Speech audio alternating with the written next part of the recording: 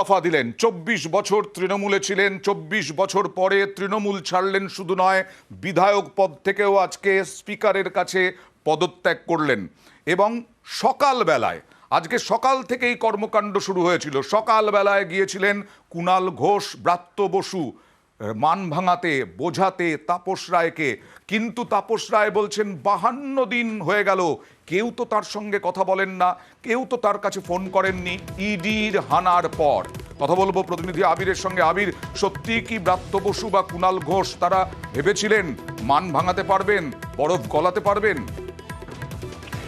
দেখো, ব্রাত্য বসু এবং কুণাল ঘোষের যাওয়া সেটা রাজনৈতিক দিক থেকে তাৎপর্যপূর্ণ অবশ্যই ছিল। তার কারণ হচ্ছে যে কুণাল ঘোষ তিনিও গত কয়েকদিন ধরে সুদীপ বন্দ্যোপাধ্যায় সম্পর্কে যে মন্তব্য করেছেন, বক্তব্য রেখেছেন, তার প্রেক্ষিতে দল তাকেও তোবাদ করেছে।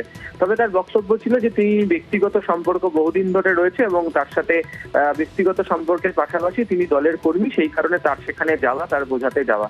তবে তাপস রায় কার্যত বুঝিয়ে দিয়েছিলেন তাদের দুজনকেই একদম বৈঠকের শুরুতেই যে তিনি কি সিদ্ধান্ত নিতে চলেছেন সেটা আগেই মনস্থির করে ফেলেছেন। ফলে তাদের আশাটা অবশ্যই ধন্যবাদ জানানোর জন্য তারা এসছেন। তারা বসুন, তারা তার সঙ্গে কথা বলুন, তার মনের কথা তারা শুনে যান, কিন্তু তিনি তার কোনো সিদ্ধান্ত বদল করবেন না।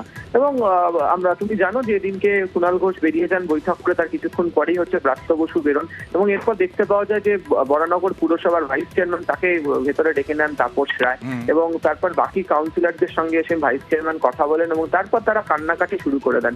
ফলে সব মিলিয়ে তাপস রায় তিনি তার যারা নেত্রী, যারা বরানগরের যারা নেতৃত্ব যারা রয়েছেন তাদেরকে এবং তার এক সময়কার যে দলের সহকর্মী বা সতীর্থ কুণাল ঘোষ এবং ব্রাত্য বসুকে কার্যত বুঝিয়ে দিয়েছিলেন যে তিনি আর তৃণমূল কংগ্রেসে থাকছেন না। তাপস রায় শুধু সুদীপ বন্দ্যোপাধ্যায়ের এগেনস্টেই নন, সুদীপ বন্দ্যোপাধ্যায় নিয়ে তো